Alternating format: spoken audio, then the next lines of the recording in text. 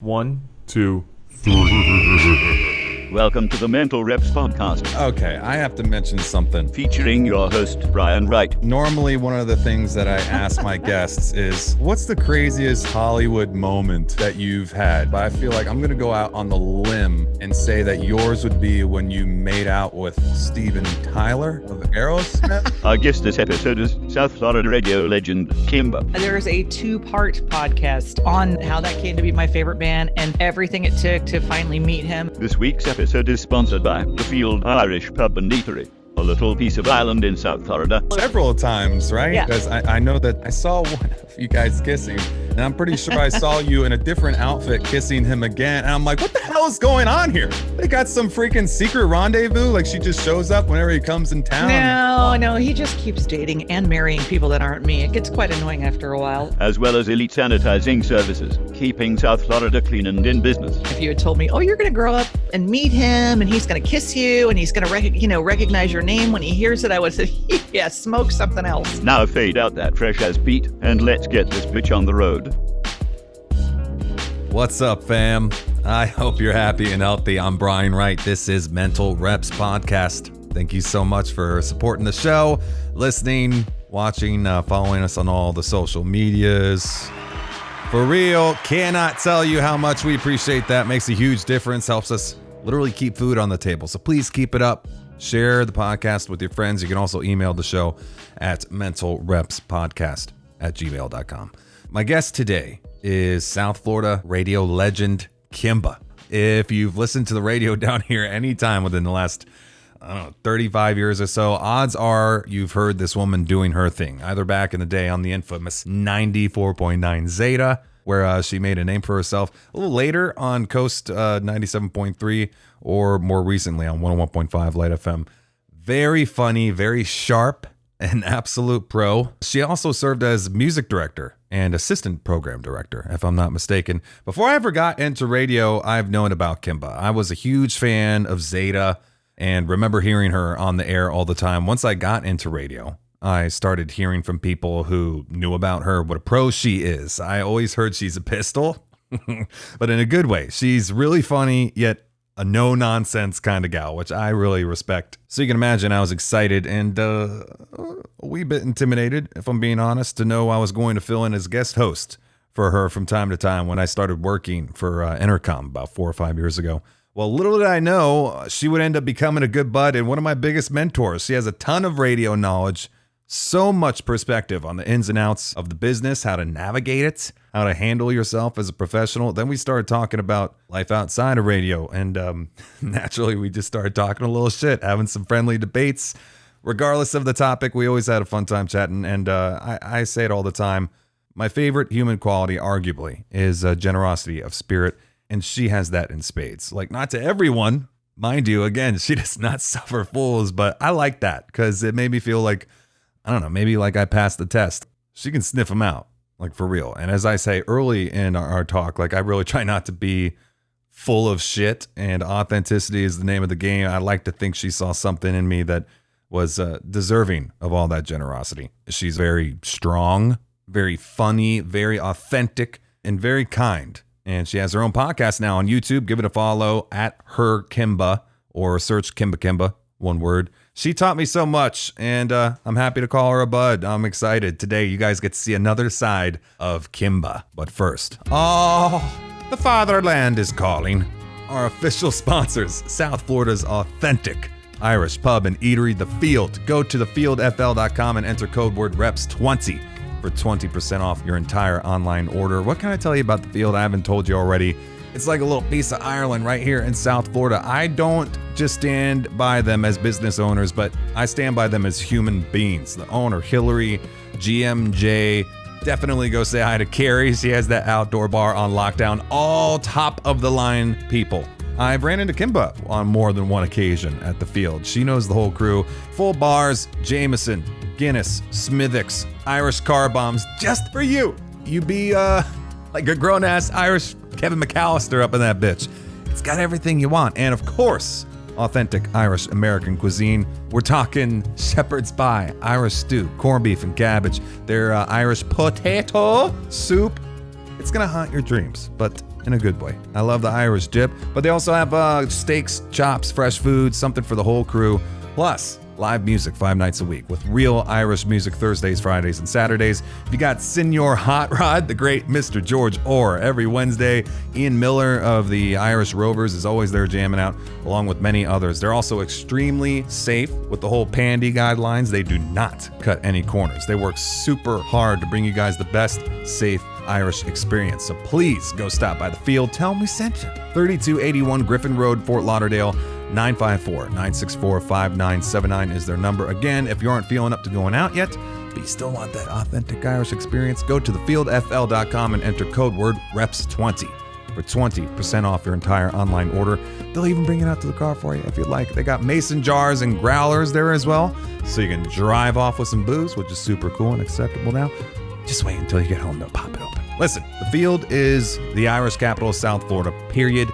I stand behind these people. Don't sleep. Go to thefieldfl.com and enter code word REPS20 for 20% off your entire online order. Also, here's another great company run by amazing people. If you're looking for local sanitizing services here in South Florida, call ESS, Elite Sanitizing Services. They're state licensed and insured, offering local sanitizing services, which kill 99.9% of all the bacteria and viruses, including COVID-19. They actually provided their services to the Field. Again, super safe and clean. If you need to keep your property, employees, customers safe and virus-free, let them help keep you in business, keep your employees working. They offer services for schools, churches, medical facilities, offices, aircrafts, yachts, public transportation, restaurants, gyms, homes, vehicles, and a lot more. It's kind of like you're running them through a big Purell machine. And now they're offering free sanitizing to vehicles of all first responders and medical professionals, which I just think is like a really cool thing for them to do. So please give them a call, 1-800-763-4299. Visit them at elite-sanitize.com or email them at info@elite-sanitize.com. Elite Sanitizing Services, keeping South Florida safe and in business. All right, it's time for the show. Why wait any longer? Please welcome to the podcast, Kimba.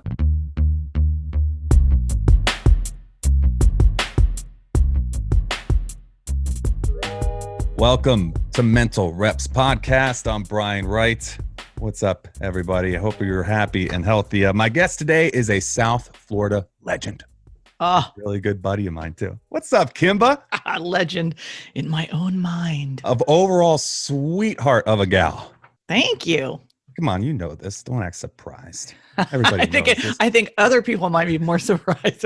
No, and we can say this because there's no FCC on my podcast. Fuck all that shit. You are awesome. You're the best. I love you. I miss you. Thank you. And I do miss you. I miss seeing you around. I naturally gravitated to the non-bullshitter section in life in general, for better or worse. Yeah.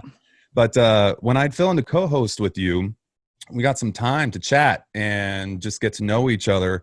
And I at least had a lot of good time shooting the shit, talking about life, politics, just like the biz. As you know, we didn't agree like 100% on everything, but we heard each other out. Those were the times you were wrong. Yeah. That's right. See, this is part of the banter. This is how it works. But naturally, I just clicked with you, and I really appreciated you as a person because you know how radio is. There's a lot of great people in radio.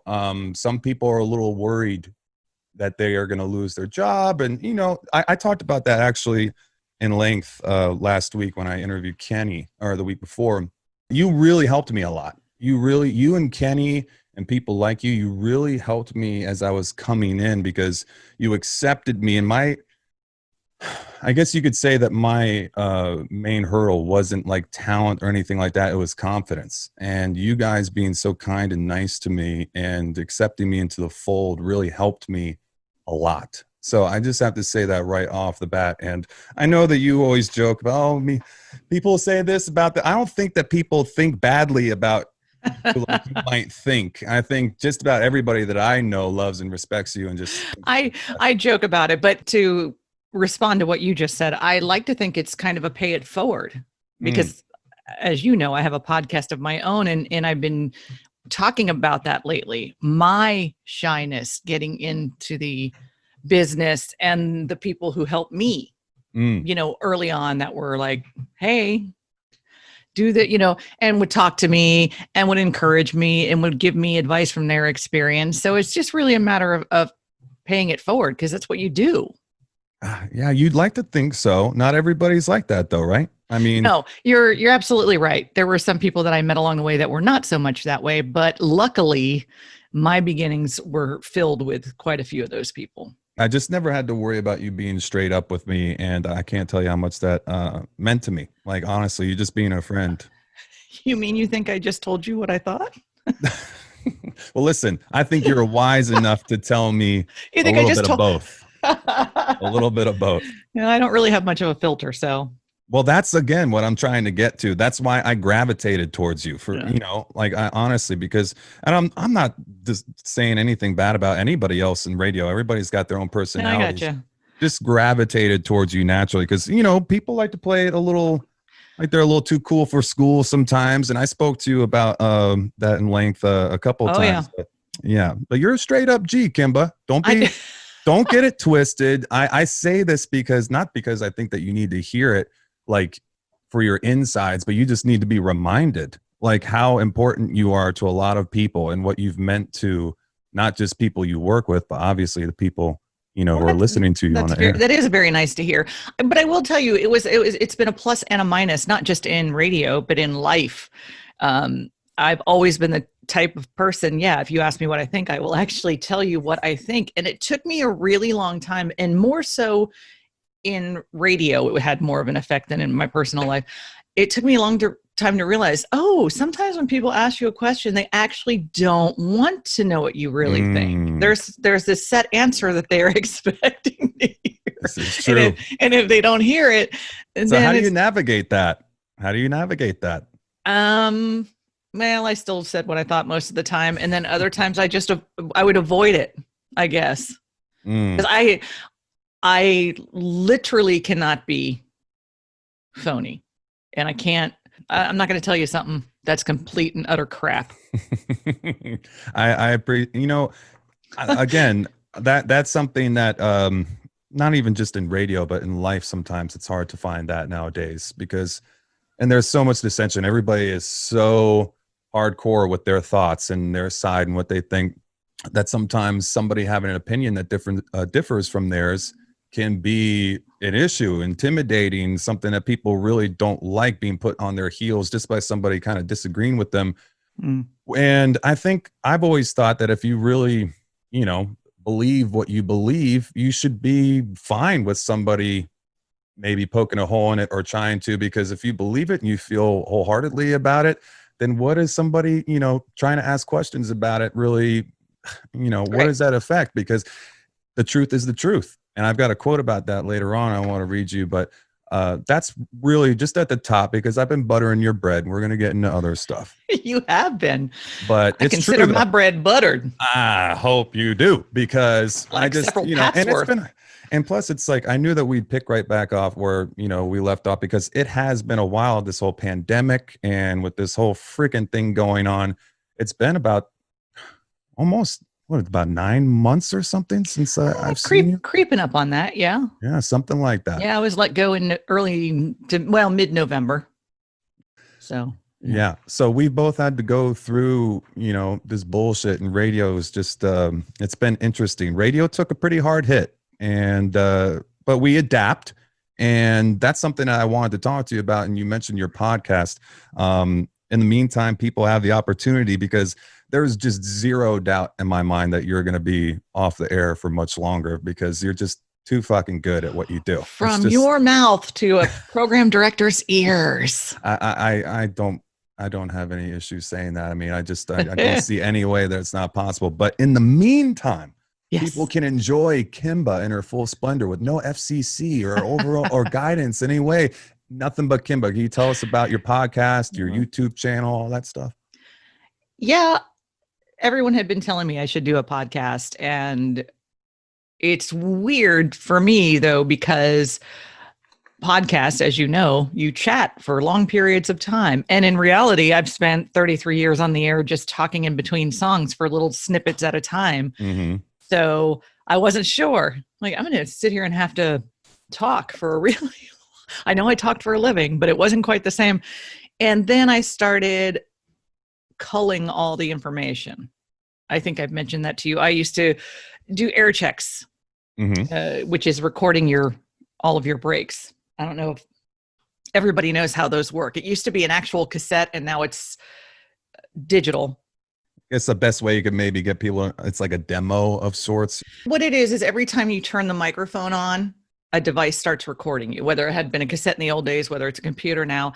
And they really did that to make sure if anything you were accused of doing anything, it actually records everything, but there's also a snippet where it just records your voice. And that way you could just check into things. Or when you did a live commercial, you can go back and grab it. Yes. And that's what it sounded like on the air. So I used to, I recorded those for years back in my Zeta days and well on, and I kept everything. And I didn't know why at the time, other than just to have it for me. And then when this podcast started taking shape and I started listening to everything, I went, oh, I have a lot of stuff.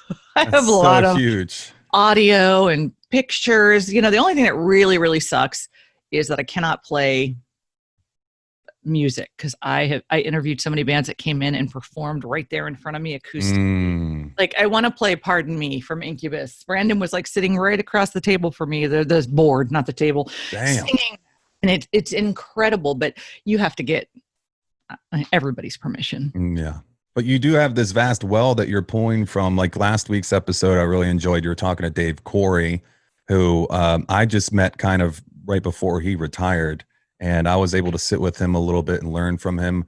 Just the most sweetheart of a human being you could possibly. The greatest human on the planet. The guy's a really? But you guys were talking about the theater of the mind, and in radio, that's huge. And you really do need to kind of paint a picture. It helps, describe what's going on to the listener, and it adds this whole other element. And you were always, I thought, really good at that. And I was kind of worried about that in the beginning when I got on the air, because I'm like, I don't know how much I can play with this. If I can make that call that sounds like I'm in a tunnel or whatever. But you kind of gave me that confidence to be like, yeah, go ahead, do that. And especially you listen to some of the older ones and they are quite cheesy. I'm telling you, some of them were like, I said it, I compared it to Saturday Night Live bits. Some are hysterical, some fall flat. Some at the time worked. And I actually did an extension, an addendum to that episode. So I did another mini episode of it because I had grabbed some more stuff that I just didn't have time to air in that one. And I threw them on there. And the connection with both episodes is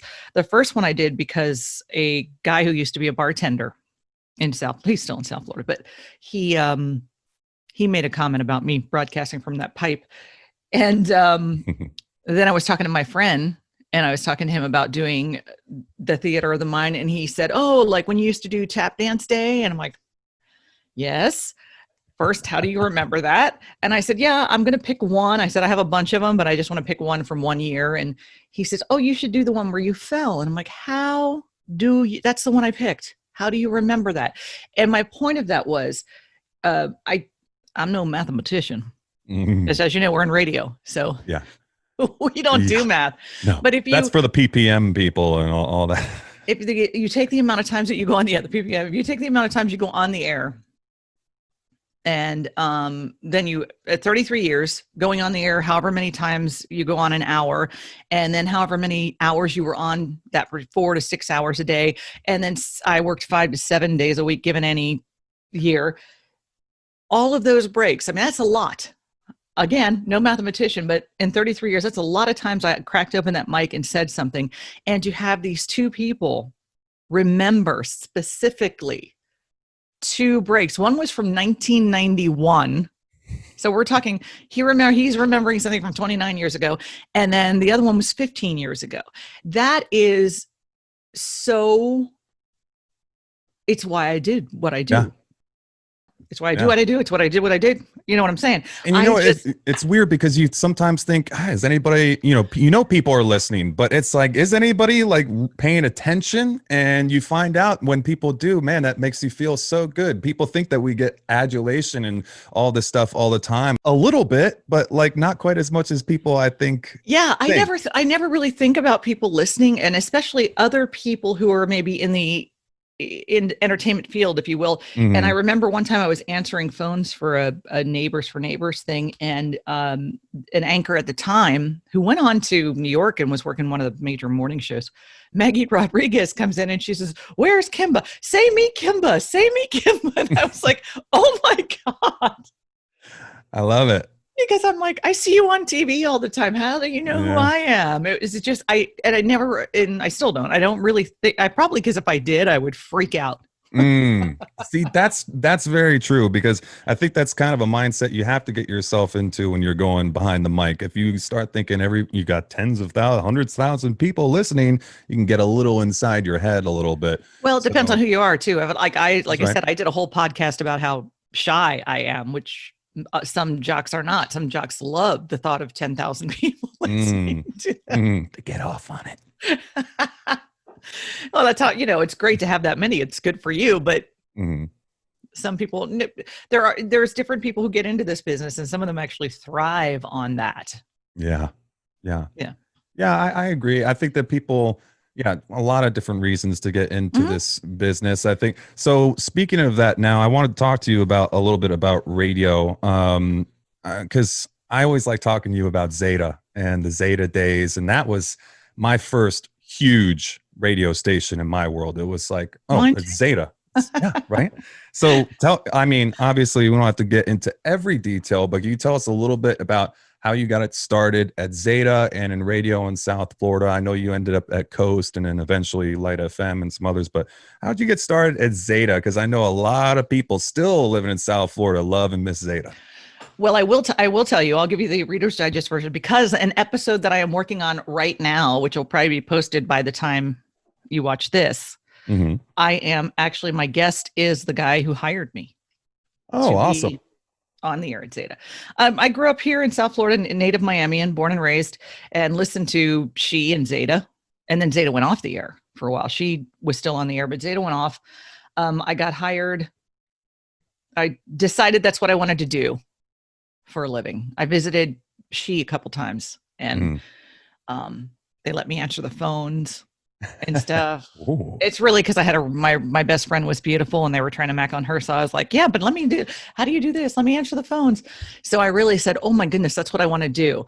And then I asked one of them where I should go to school, and they told me, and I went to Miami Lakes Tech, where Bob Gaynor, the legendary Bob Gaynor, was. And because of his connections, I mean, he was so well respected and in his teaching of broadcasting and communications, that whenever somebody needed to hire somebody, they would call him. So they needed a board up, and that's how I got into the building. So I started out as a board up at WINZ, the news talk station, behind the scenes, running stuff, answering calls for talk shows and whatever. One of the first places I started too. I didn't know you worked at WINZ. Oh yeah. WIOD and WINZ for me. Sorry, go ahead. Yeah, no, it was just WINZ, because they were not consolidated at the time. This was before all that hit the fan. So that was, do I tell you what years? It was a long time ago. And then there was a part-time overnight weekend, which I know doesn't exist anymore, but an overnight weekend on-air position available at Zeta. And I had been over there already talking to the jocks, asking them to listen to my air checks, getting advice. And my program director, Pete, he called Bob, and Bob said, well, there's somebody right in the building, but I want to let you know she's a woman. Now, that may sound funny to you in 2020. But this is perspective. It's important to. It may sound funny in 2020, but he was basically saying there's somebody who's qualified, but it is a woman. So if you don't want a woman on your rock station, luckily, Pete said, "Oh, I don't care about that." And also, by the way, overnight weekends, which he says in my upcoming podcast, he's like, "Are you breathing?" You're hired. Because who wants to work midnight to 6 Saturday and Sunday mornings? Yeah. Right. That's right. But yeah, there are people, as you know, who will take those gigs, and they're happy to, especially to get in their foot into the door. Oh, but I was. Are you kidding? As far as staying there is So trick. he said, hey, have her bring a tape over. And then I was petrified and frozen. And so one of the jocks there came over and got me and my tape and walked me over and introduced me. And a little while later, he called me while I was board hopping and said, hey, can you start this weekend? I was like, gee, I don't know. And then I stayed there for about 16 years. It's awesome. I know. It's the Halloweeny roasts, Zeta fests. I mean, you were there. You, Julie Guy, Paul Castronovo. That's the later in, like, the podcast I'm doing right now is the first half of that. You're in the later half. Yeah, because I told you it was a long time ago. Paul. So, okay, I started there in October, on the air, October of 1987. And you walk there a mile in the snow every day. Uphill. Mm-hmm. And just to give you an example, Paul did not get there until 95. I believe Julie got there in 98. Okay. So, yeah, that was a little bit later. So there was this entire other group of people that I worked with it did get kind of funny. For a long time, they had pictures in the lobby of the jocks. And then every time it would dwindle down and just be me and dwindle down. So they finally stopped putting pictures up because, people would come and go. We're running out of frames, man. We can't do this. And I was like, you will have to pry my cold dead hands off this microphone for me to leave, which is pretty much what they did. But no, it was a blast the whole way. So when it started in 87, we were actually alternative for the time, current. Soon after, though, by 88, we went to classic rock. And then there was a little period of time, 91, 92, we kind of flipped and started playing like the hair bands of the day, only for a very short amount of time. Then went back to classic rock, then went to this really crazy hybrid for a hot minute where like Led Zeppelin into Madonna kind of hybrid. I said crazy. I don't remember that. I guess you said that was late 80s, early 90s. No, that happened right before we switched to the Zeta, Oh, okay. Yeah. Okay. It was this crazy Madonna and Zeppelin. It was kind of nutty. And soon after, they switched over to the alternative Zeta. Wow.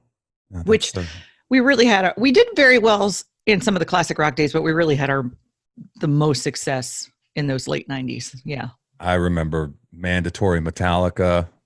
God, I'm trying to remember Halloweeny Fest, Zeta Fest, all that good stuff. There was the 90s at 9, and then there was Aerosol when Julie was at night and she hosted the hair band one, and I did the 90s at 9 when I was at night. Okay, I have to mention something because normally one of the things that I ask my guests is, what's the craziest Hollywood moment that you've had? And I'm sure that you've had more than this, but I feel like I'm going to go out on the limb and say that yours would be when you made out with Steven Tyler. I wouldn't call it making out, but thank you for saying that. And I'm going to, if you want to send me the picture, I'll post it across the video of you making out with Steven Tyler. Sure. I mean, that's my favorite. You love Steven. Love him. I love the band, and I love, I actually do. There's a 2-part podcast on that whole, how that came to be my favorite band and everything it took to finally meet him. And then when I finally met him and got it all on video, I hadn't watched the video for a long time, and I did. And I was like, oh, I got giddy all over. Several times, right? Yeah. Because I know that there was I saw one of you guys kissing, and I'm pretty sure I saw you in a different outfit kissing him again. And I'm like, what the hell is going on here? They got some freaking secret rendezvous. Like she just shows up whenever he comes in town. No, he just keeps, he keeps dating and marrying people that aren't me. It gets quite annoying after a while. But I was lucky enough. I mean, I was just a huge fan of the band as a kid. And if you had told me, oh, you're going to grow up and meet him and he's going to kiss you and he's going to, recognize your name when he hears it, I would say, yeah, smoke something else. Right. That is kind of something I got to say, radio has been, I've been in it about 9-10 years, and you've been in it for, like you said, 35. A lot of years. It's been good to us in a lot of ways. And we've been able to have some really cool life experiences based off of this work. And I know that you, as far as radio goes, you're one of the most knowledgeable that I know of as far as how it works. Like I mentioned PPMs earlier, from programming to audience interaction and all that. And like I said, it is going through a massive shift right now. Lots of companies pushing digital because it's easier to track and easier to sell to, advertisers and whatnot. What are some things that you think like execs and programmers can do and should be pushing for to stay like not only relevant but like authentic and fun in the future? That's one of those questions you really want the answer. You might really want the answer to, but trust me, all those people you just mentioned do not want the answer to that question. Yeah. Well, that's why I'm asking it, and I'm asking you, like, what are the pitfalls they should keep an eye on? I mean, so many of them are obvious, but what are some things that you think, if they were wise, that they could push for to help them stay relevant? Not to put you on the spot, but I figure you might have some. Well, no, I mean, the number one thing they could do is be live. I'm not talking about during the pandemic. I understand those are extenuating circumstances, but there's all this touting of live and local. Yeah. Live and local would be awesome. Yeah. Because a lot of the stuff and a lot of the reasons I would go out on a limb to say you remember about Zeta is because of it's the feeling that it gave you. It's the camaraderie between the DJs and the listeners. There was so much interaction all the time with listeners, not only at events, but on the phone constantly. Just the phones would be lit up all the time. And it was it was an interactive experience. Social media is interactive on a very different plane. It's just not the same thing. And social media, just because someone's interacting with you there, does not necessarily a listener make. Maybe it does, but not always. And so that being in the studio and answering phones and having that connection with the listener and encouraging that connection. Yeah. That cannot be rivaled. It cannot be matched. It cannot be overrated, understated, whatever. Well, it's just so huge, but it gets poo-pooed, I think, a lot. Like, oh, those are your P1s, they call it. Like, those are just that small amount of rabid listeners. Yeah. Those are pretty good to have. So how do you like reconcile that with PPMs and the Nielsen range, all this stuff? If it was up to me, that stuff, PPM would be in the garbage. Honest, it would be. And I'm not saying that against anyone who's using it, because you have to do what you have to do. But if it were up to me, that'd be in the garbage. I still don't know how that was allowed to be I guess for people who don't know, ratings device, describe to them what it is, like a little deeper. You want to simply put, the old rating system, which by the way is still in there's only like 48 markets who, because I know it's on my podcast, but like 48 markets use PPM. There's over 200 markets. The rest all use the diary still. Yeah. And only, I think, 45 of the 48 top markets use PPM. So the difference is, and none of them are an exact science, is that diaries, you write down what you listen to. A PPM picks up what you're subjected to. So that's a good way to describe the diary. And like you say, I listen, even if you cheated and said, well, I didn't write down that I switched to this other, because I don't care, because I like this station, I'm going to put Zeta all day. But if Zeta is your favorite station, at least that's a little more accurate. If you got a PPM, it's almost like wearing a beeper kind of thing. You walk into a dollar store, they're usually cranking light. So light gets credit for that. Exactly right. If you spend a certain amount of time in that store, they really get credit for it. Doctors' offices, all that. Yeah. All that, any kind of stuff. And that's why when PPM came out, AC, adult contemporary stations went through the roof, and like rock and country kind of took a dump. So true. But it's not even so rating schmatings. I'm just like, no, it should be what you're actively listening to, not because you walk into a store and that's what the store's playing. Now, should Light get credit for the store playing, choosing their station? I think so. I don't know how you'd go about doing that, but yeah. But if I'm going to be part of a rating system, it should be what I like and what I listen to and what I'm choosing to listen to. Yeah, that makes sense to me. I mean, that's something that always, coming into it, I went a different route as far as getting into radio. I didn't go the 4-year college route. I was in my mid-20s. I owned a pharmaceutical supply company. I was engaged to get married, and we broke up. I figured, hey man, I've got some opportunities here. If I'm ever going to make a move doing something I hated dealing with doctors and doctor's office managers and everything, nothing against them. But I was like, okay, I hate you, but nothing against I need you. to make a change.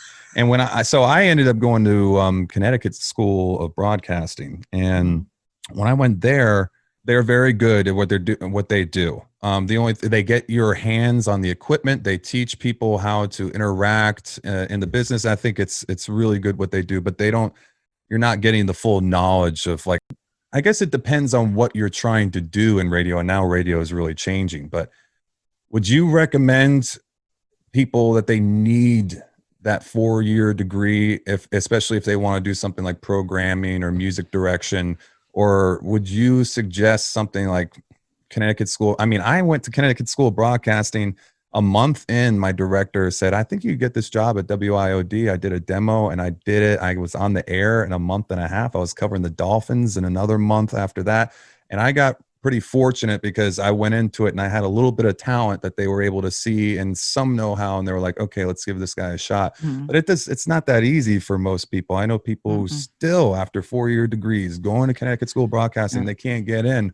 So what would you recommend to people who are coming up now? Run. Yeah, I was gonna say.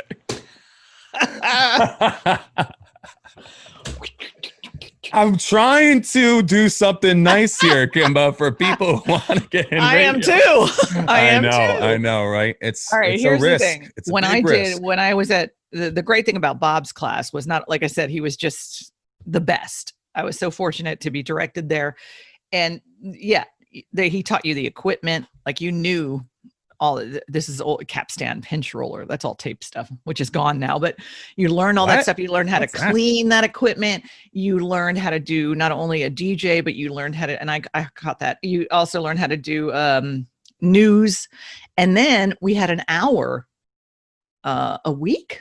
I'm thinking it was an hour a week on LRN. It was called Tomorrow's Broadcaster Today. So we were actually able to do an hour while we were in school live on a radio station to learn how to do it, which was invaluable. And then that's something CSB was pretty good about. Sorry to interrupt you, but no, that's okay. They're pretty good about that. Yeah. But he also would teach you stuff that I'm not sure, because I didn't go to Connecticut, but like a liner. He would give you a liner, and then he would say, I want you to write 5 different ways to say this. Things like that. Yeah. To take you out of just getting into this habit of reading what other people write for you, because how are you going to be a personality if you're just doing what other people are saying? Right. You're regurgitating somebody else's words. So he is very much a big proponent of that. And so am I. And just being different and creative about how you approach things. But then I got the job, like I said, I think I started school in August, and by December I was a board op. And that was in 86.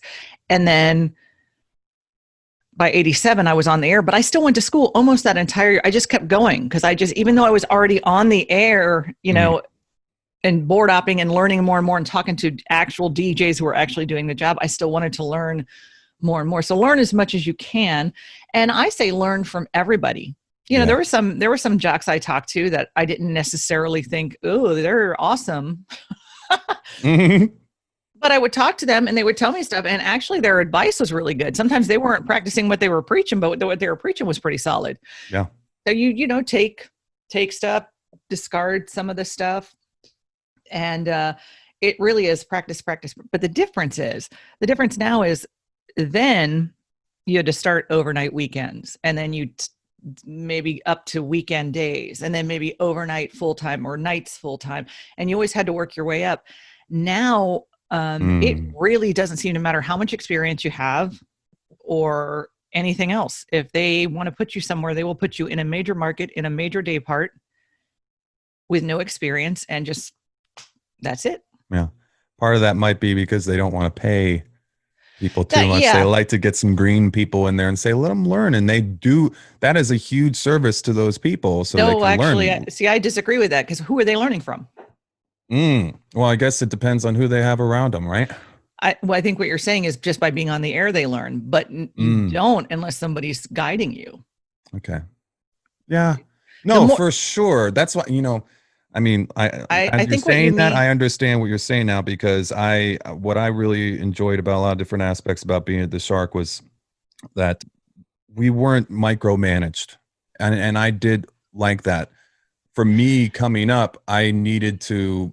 I think it's nowadays up to you to seek out that advice, because I was able to sit down and learn from a lot of people.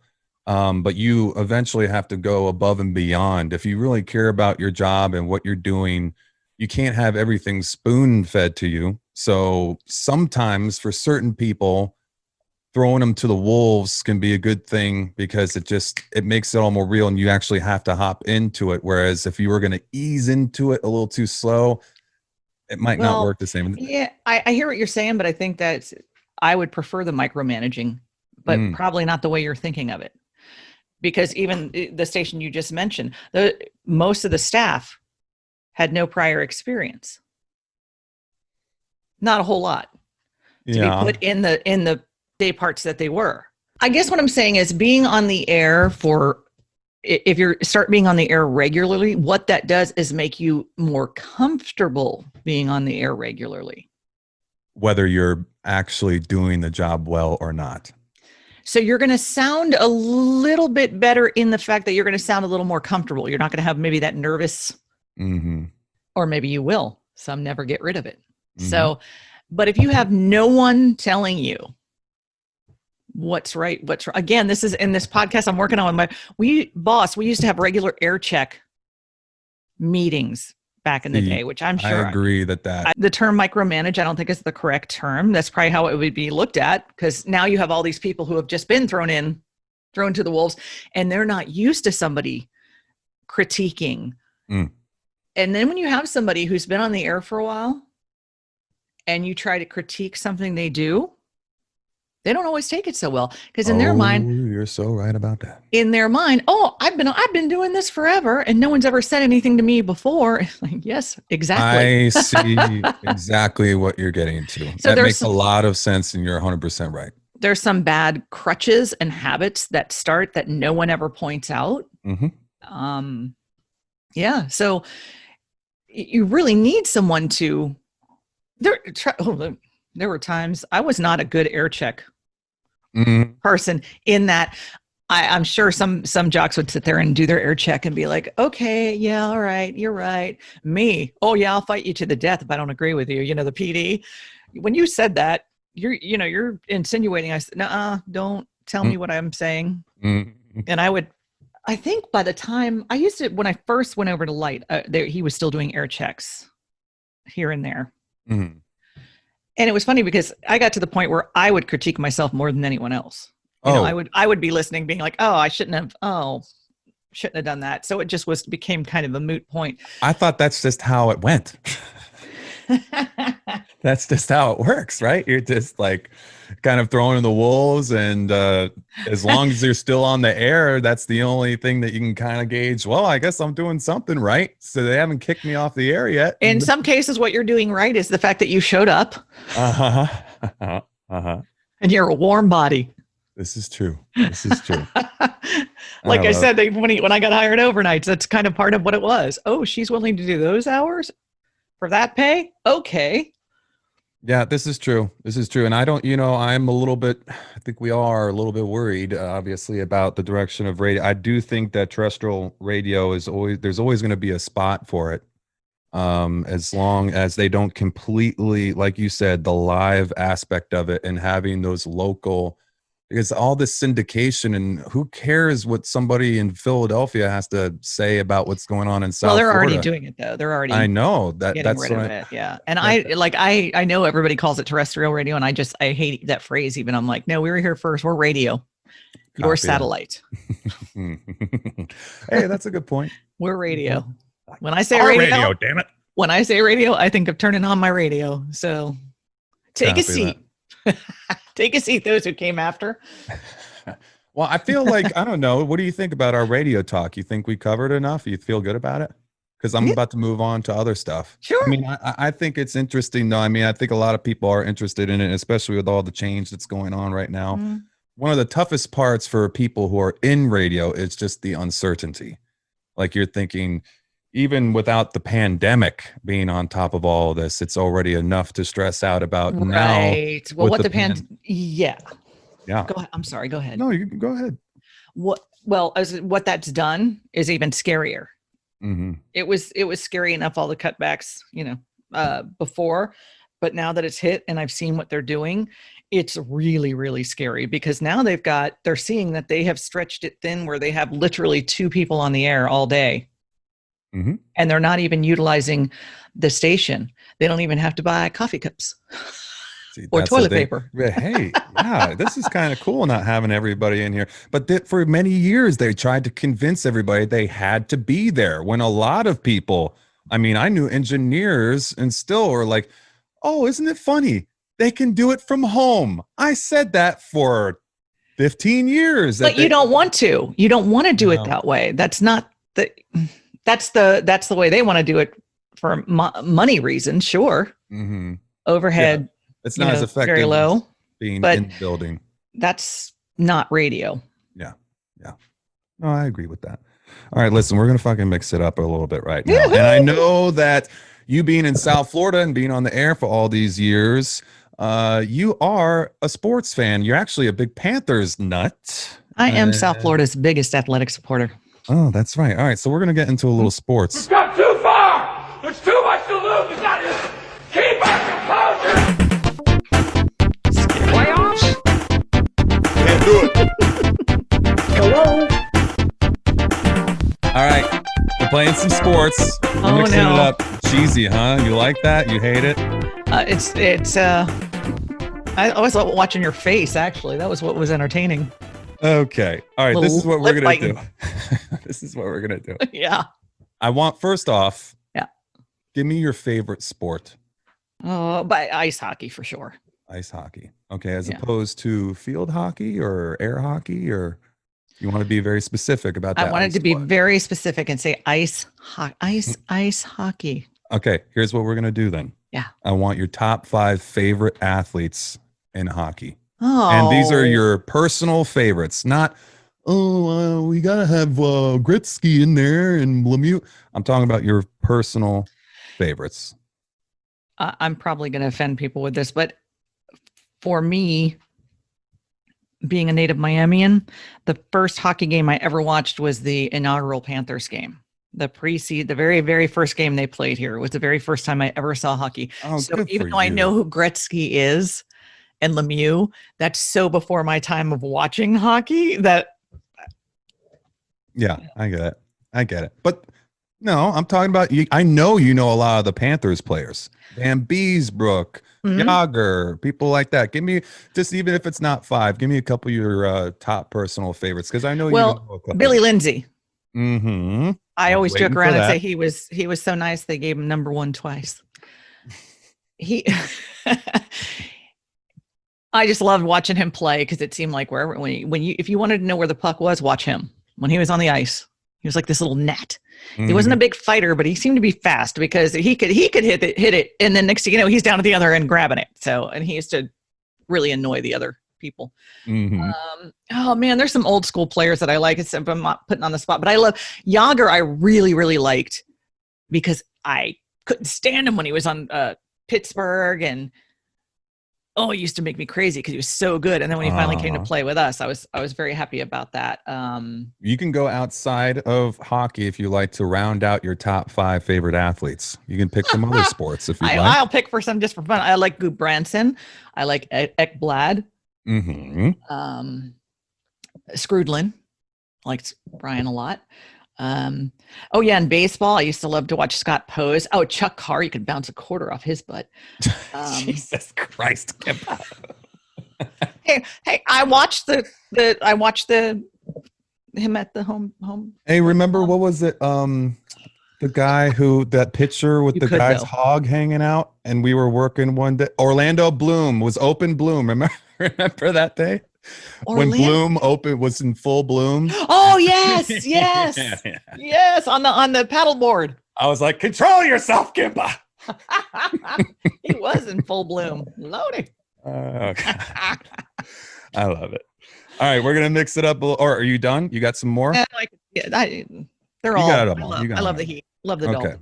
All right, I All love it. good. Mhm. Okay, this is something that we do. I like to keep things positive on the podcast, and you know that, and I think that's very important. Mindset. This is what this podcast is all about. Power of the mind. How much more power we have than most people even understand, or I think know within themselves. You have the power to change things about yourself, and I think that it's very important to acknowledge that and try and exercise that when you can. And positivity is huge, but it's also not good to keep everything inside, only to explode on people at the wrong time and get it out in an unhealthy way. It's got to come out one way or another. So you try and find the healthy way to go about it. So what I like to play with you today is a little game we call Hater Hall of Fame. Oh, hater.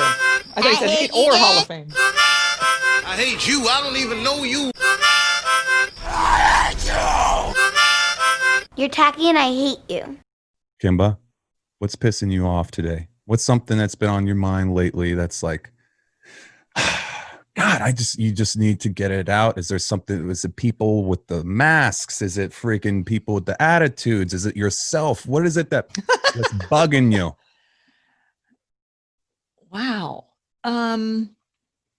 It's not actively bugging me. Like, I'm not sitting here enraged about it, but I get it. yeah, I do believe that if we would have just locked down for a finite amount of time and everybody did what was required, a la a New Zealand, like lock down, don't let anyone in, stay home, wear masks if you have to go out. And if you have to go out, like make it the one person who does. I don't think we'd be doing this right now. Truly, honestly don't. It's been proven that we wouldn't be. And it keeps being repeated. If we would just wear the masks and do things the right way, this would start to go away. I hear you. I think that, like, it's been tough for certain people. Who do you believe? Who's really telling you the truth? And looking back, I think it would have been really sweet if we just could have stuck with the lockdown a little bit longer and tried to stamp it out. But then it's like, I really feel for the people who, it's like, if I don't go to work, my family is not going to eat. And that is a really tough position to be in. Understood. But I don't really think we ever truly, truly went on a lockdown. So okay. I don't think it ever actually happened. And as far as who to believe, I'm thinking, the scientists like Fauci, Well, he's kind of gone back and forth a little bit. You guys, well, he went a little bit. Actually, he did not. If you go and look at what he said, well, he did go back and forth, but he With always masks in particular. Yes, but he always had a caveat. At the time, he said, no, you don't need them, but that could change. Because no one knew anything about this virus. And at the time that he said that, he did not think that wearing a mask was going to protect anyone from getting it. Then they came to find out, yes, it will. And as soon as they found that out, he said, but every time he would say something like that, he said, but that could change. And he would say rapidly, things are changing rapidly. We're finding more about this virus every single day. But then when you remember, they stopped having him at any kind of press conference, so he couldn't talk to you one way or another. And I'm thinking, what goal would this man have to be like, yeah, don't wear one, you're fine, it's all good? Because remember they talked about it on countertops and whatever, and then it took however many months for them to say, yeah, odds are you're not going to catch it from that, it's more from the droplets. So each time things would change and go on, but he always said that too, that it could change. You know what? I think a lot of people in this country are like that guy. I'm going to steal this from Bill Burr, but they're like that guy in Predator, like over there beyond them trees. And they just think everything is a fucking conspiracy theory. And you have to admit, we've been proven to over and over again that we don't always get the full story. We're being told one thing and it's completely different. And I think a lot of people were looking at this, not knowing the facts, hearing things be kind of different. The president is saying one thing, the governor is saying this, and then people from overseas, well, can we really trust what China is saying? And a lot of people were just really confused. And when it came right down to brass tacks, they were like, well, I mean, I guess I'm going to go risk, my health because I have to go to work. But again, it's just such a tough shit situation that it's like, I've been sitting kind of in the middle and being like, everybody needs to take this way more seriously, and everybody and people need to chill the hell out, because adding all that vibe to it is not going to help yourself. Even medically, you're putting yourself more at risk. Fauci was saying, being stressed out and putting yourself in that weird headspace. But also, just coming down to brass tacks, be like, I gotta go to work, I gotta feed the family. I don't know the answer. But I do think hindsight, obviously, we could have done it a million times better. And hopefully if this happens again, we'll learn from this. I mean, that's the silver lining I'm trying to take out of it. Well, and I think the problem is that what people don't understand is how stressed people are. The people who are going to work because they have to, they're stressed out because they're worried. Am I going to catch it? Am I going to bring it home? So there's that stress going on. Then you have the people who, suddenly you're not able to do things that you would normally do, whether it be eat in a restaurant or go to a movie or go to the gym, spending a lot of time at home doing nothing. And for many, many years, we've just become a society that does whatever we want, and it's very instant gratification. And now we've been made to wait and sit and do nothing, and then do a little bit more of nothing. Or maybe when you don't have a ton of confidence that the people that are telling you what to do know what they're talking about, then you're like, oh, do I want to listen to them? Or even if you do have a ton of confidence and this is what you're supposed to be doing, it's not the easiest thing, especially, sometimes if you have kids or you've never really look at all the divorces that are happening. You've never spent that much time with your significant other, and you're ready to kill. Married right now. Listen. And I have no children that I know of.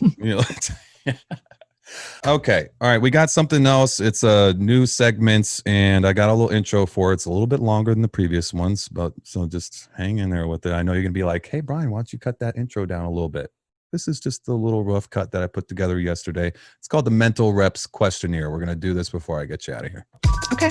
Pop quiz, hot shot. Why so serious? What's in the box? What does Marcellus Wallace look like? What do you mean funny? Funny how? How am I funny? Answer the question, Claire. Are you telling me that you built a time machine out of a DeLorean? You want answers! I want the truth! You can't handle the truth! Is Darth Vader my father? For real, B? I want answers.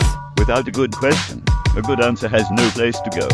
It's time for the Mental Reps Questionnaire. What do you think? I have my number 2 pencil. I hope I pass.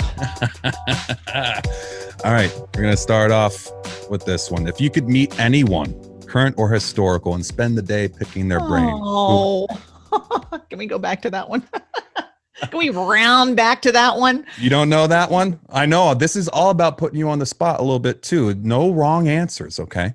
Don't be too worried about it. My dad. I love that answer. Tell me why. I mean, besides the fact that he's your father. He's not here anymore. That's the first person I thought of. But then I thought, I was like, am I supposed to pick somebody famous? He was famous to me. Pick whoever you want. Yeah, my dad. I love that answer.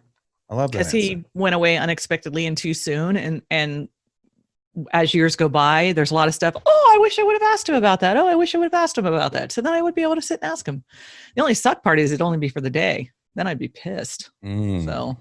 Okay. Well, no, I love that answer. That's a really good one. And that's like a very human answer. I love it. If you had one round trip ticket in a time machine, when and where would you go? Round trip ticket in a time machine. Do I need the time machine? When and where would you go? Do you need the time machine? What do you got, a broom or something I don't know about? What are you talking about? 2 turntables and a microphone. On the ones and twos. Oh God, these are hard questions. I don't know. Round trip when ticket. And where would you go? Like, you don't have any period of time that you're like, hey, it'd be cool to see the Coliseum. Oh Lord, no, I wouldn't want to go back in time. God, you think women have it bad now? Jesus Christ. That's the Kimba answer I was looking for. That's what I'm saying. Hell no, I would go into the future. Oh. Okay, so you would go to the future. Well, I don't know, because I have no idea how that's going to turn out. How would I just? That's the whole point of the question. I know where I'd go. I'd have a round trip ticket to Minneapolis, and I would stop Prince from taking whatever the hell he took. Good call. That's what I'd do. Very selfless too. I like that answer. See, sometimes you just gotta think about it for a second. You'll come up with it. You fucking pro. You. Do you believe in ghosts? Sure. Yeah. Okay. Yeah. There used to be one in the old Zeta building. There was. For real? Tell me about that. It was an atrium, and I forget who it was, but her husband his ashes were sprinkled in part of the atrium, and there's like this little rock, and more than one of us would see like somebody walk by. Oh, there was a hallway into the where the Zeta studios were, and I was not the only person, and you thought somebody walked by, and you'd look out the door, and there'd be nobody there. So yeah, I do. Oh, fuck that with the fire of 1,000 suns. I liked it. Oh, I'd be like, I would open the door and go, hey, come on in. Oh my God. If I was there, I'd be like, Kimba, you out of your fucking mind? Shut that door. Well, maybe I should qualify that I believe in friendly ghosts. Okay. I'm not like poltergeist over here. Fair enough. So he was a friendly ghost. Yeah, I hope. What's your spirit animal? You hate these questions. Chupacabra. No. Chupacabra. Oh, it would definitely. I'm going to say a bird. What kind? I'm like a bird. I don't know. Nelly Furtado? No, not a Nelly Furtado bird. Because you like to sing?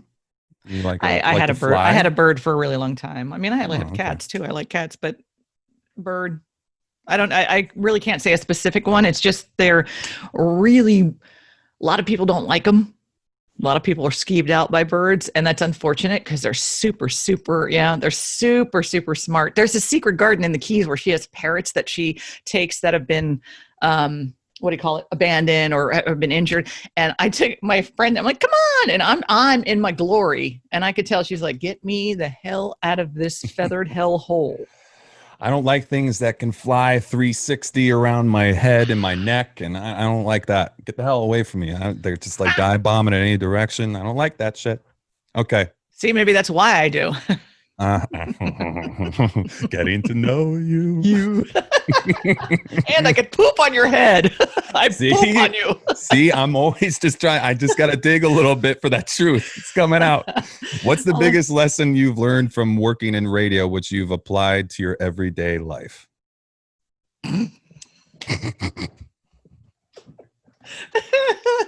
Stop laughing at all my questions.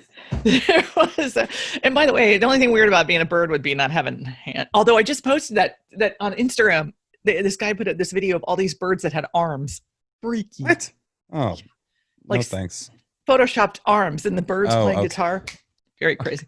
There was a framed saying in the Coast building that I always thought was hysterical, and it said, "Life is hard, radio is harder." I like that. Mm-hmm. I like that. That's very good. Okay. What's some wisdom you can share with anyone listening who's trying to pursue, we already kind of covered this, their dreams of working in radio. You said run. Anything else to add? Yeah, because I said run, but when I went to Bob Gaynor to join his class and talk to him, he said, why do you want to get into radio? And I said, because I love music, and I do. And he said, that is the worst reason to get into radio. And I come to understand what he meant, because the magic of radio is sort of taken away. It's the curtains pulled back. Now, for some people, the magic's completely gone. For me, it was just, I get to see how it all works, but this magic of radio still is alive and well, here. So if you really, whatever it is you want to do, but radio especially, if you really, really, really want to do it, I mean, it's really not the same as it used to be, but if you really, really want to do it, then just keep grinding. Keep plugging. Yeah, it's keep grinding. Not going to happen like overnight, and you're going to have to keep working at it and all that. But yeah, I think that works. Okay, good advice. All right, what would you attempt to do if you knew you couldn't fail? See, there's two. I have two different things that immediately come into my brain. I would Give me probably both of them. Be a singer. Mm-hmm.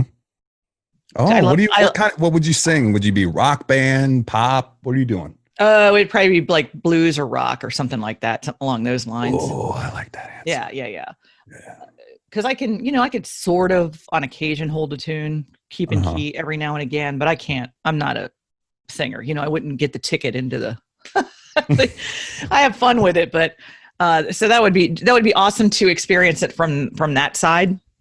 I do the other side of it, and probably anything that involves heights, because I've always been very scared of heights. So all that, when you see those people do the bungee jumps from those bridges or cliff dives, I'm like, sounds good in theory. Did you ever do Sky Coaster at Grand Prix back in the day? Do you remember that?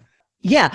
No, I didn't do that. A Sky Coaster, but I've done things like I went to Vegas and went on the Stratosphere and went on the stick at the top. Oh shit. How was that? That looks like so no bueno to me. Well, all the new ones, I don't think I could do. Like when I went back in the 1800s, they had the stick and they had the roller coaster that went around they say the edge, but it really wasn't the edge. And now they have that one that shoots off, and then they have one that the arm comes out and you swing around. But when I went, so I said, well, which should I go on first? And the person who was with me, a promotions guy, because it was a radio station thing I was out there for, he wouldn't go. So I went out there by myself, and they're like, go on the stick first. So that's like, if you've never heard of that, it's like Dr. Doom, only on 1,000 feet up in the air in the middle of the top of the building. Go on that first. They were wrong, because that is in the middle of the building. So you're not like looking over and seeing. And I made sure to go at night when things aren't quite as visible. And had a few cocktails. And that probably helped. Yeah, you shoot up the stick, and actually it was like kind of like flying, because there's the stars and it was this black sky, and it wasn't scary. I think in daylight I would have been. But then I go on the roller coaster, and even though it's not on the edge, there's a little lip of the building beyond the roller coaster. My legs were just doing this, getting on. It's like, and I went in Chicago. I went to the Cubes, and I went to the John Hopkins building, the Tilt. Oh God, yeah. You stand on the floor tilts too. You stand at a window and you hold up these bars, and it goes out 30 degrees and comes back up. It took me, that's why I'm saying I like to say I do things in theory. I said, yeah, I watched it from the ground. I'm like, yeah, I think I could do that. And all 8 of us, because I was there celebrating my birthday, go up there, and as soon as I get up there and try to look out a window, just look out the window. It took me a good hour to go on it. And then good for you, though. You did it, though, right? Well, then I stepped off and didn't go on till the very end of it. So I made myself do it again so I could be on from the beginning to the end. But so that was a really long ass answer. But no, I like it. I'm constantly trying to conquer my fear of heights. I like that. Well, I think that's good just in general. Again, going along with the theme of this podcast is trying to conquer those fears that we have, and that we do have more power to influence that than I think most people admit. Okay, give me your best impression. And if you don't have one on a celeb, which I know that you do, I've heard before, but if you can give me somebody, friend, I've heard you do impressions before, several, and I think that they're kind of on the spot, and you're not an impressionist. I know that, but I've heard you done an impression of. Give me your best impression. Come on, radio gal. Impression? Oh my God. You got one of your dad? You got one of your mom? No. Brothers? No. But when you die at the palace, you really die at the palace. What? Hold on. What is that from? It's Mel Brooks. All right. I like it. Hey, listen, that'll work. I know that you're going to think of one later and you're going to be a little upset about yourself. Yeah, but it's okay. Hey, listen, I think that you did great. I don't think that you have anything to worry about. I know that some of these, you got something? I think I got one. I'm the cat man. A cat man? You won't touch it, will you? That was Ren. Oh, like Ren and Stimpy? Ren and Stimpy, yeah. Oh, okay. All right. I like it. You idiot. I love it. It's not really that good. All right. Listen, I think that you should feel really good about this. I feel really good about it. I think that we did a great job today. Okay. What do you think? Okay, sure. I'll give myself a passing grade. Why not? Yeah, it was fun. I just listened. This is fun. Also a good excuse just to sit down with some of my buds and hang out, because we can't see each other during this damn pandemic. So, well, I got to say, I will tell you honestly, it's been a bit distracting talking to you. And then I look and I kind of start drooling at the thought of, shepherd's pie or potato soup, especially. And I was telling them that, or I was telling Kenny a couple weeks ago, because he was like, what's good with your background? And I was showing him it's actually a green screen. And he's like, man, I thought that you were there. I said, I've been going there for years, and it's something like he said, it's like one of those places you don't want too many people to know about. I'm like, yeah, like one of your favorite bands or something you like that, just like, it. And I showed up one year and I saw Kimba at what was it, the St. Patty's Day everybody shows up on St. Patty's Day there, so everyone does know about it. But I will tell you that really, I love that they're sponsoring your show, but I'm like, hey, I got a podcast. And by the way, just so you know, I went to McGuire's so often, which was what before Field was McGuire's. Hillary was part of McGuire's, that I think I paid for the Field. I think I paid for that bar. Oh, I think I paid that guy's salary in the background. No, I kid though. I was just joking. When I saw that, I'm like, we used to be at McGuire's every week. And then when they opened Field and Alan opened Sally O'Brien's, kind of split our time there. But literally, again, am I bragging or am I ashamed? But literally lived at McGuire's. Yeah, no, honestly, I gotta say the Field is they're really good people, and it's such a great spot. As you walk in and you just like the banyan tree, the whole vibe. It used to be a house. It's like it actually used to be a restaurant called the Spiced Apple.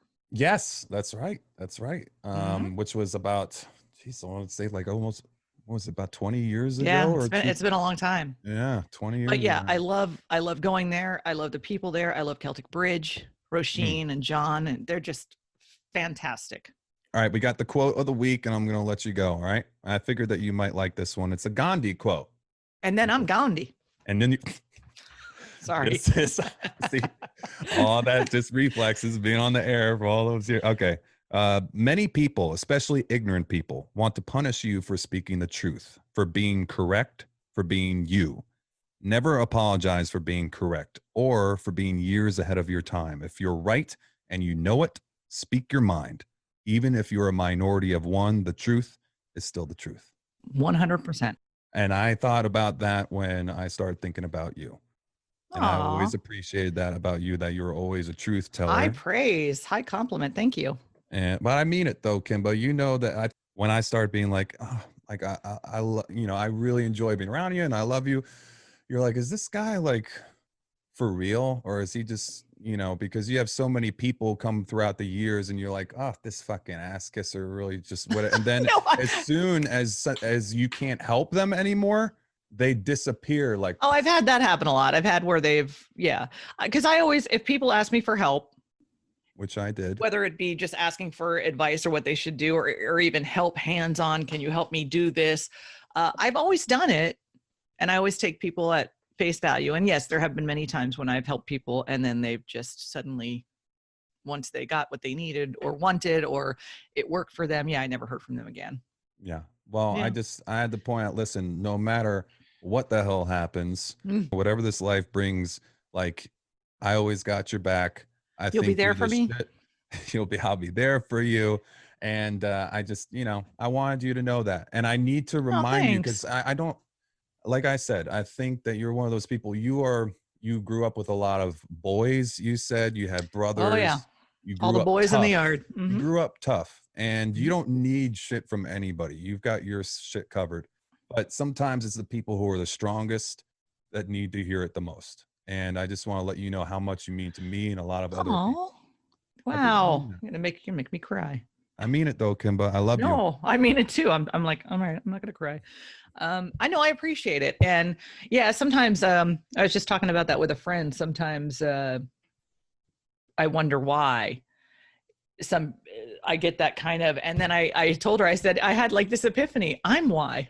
It's kind of the same way. Energy I'm putting out. I always seem like I don't need anything. So people always assume that I don't, whether I do or not. And I'm not necessarily the type to ask. So yeah. So I it was good to know and good to hear, and good to hear you say that as well. And I'll always be here for you. I know that. Mm-hmm. And I appreciate you, Kimba. And hopefully when this all, I know we met up for some beers. Once upon a time. Where did we go? Oh, we went to which place are we talking? Spot, right? Oh, Craft, yeah. Oh, yes, you're right. I still got the what's not a koozie, the little thing that you put on coaster. Hello, why can't I remember the word coaster? But anyway, I got a Two coaster, syllables. the one that you got for me. I know, 2-syllable words. It's Tough right. to remember. But yeah, hopefully when this shit passes over a little bit, we got to go to the field and have some drinks and try and lament about getting through this bullshit. Don't sit under the banyan tree with anyone else but me.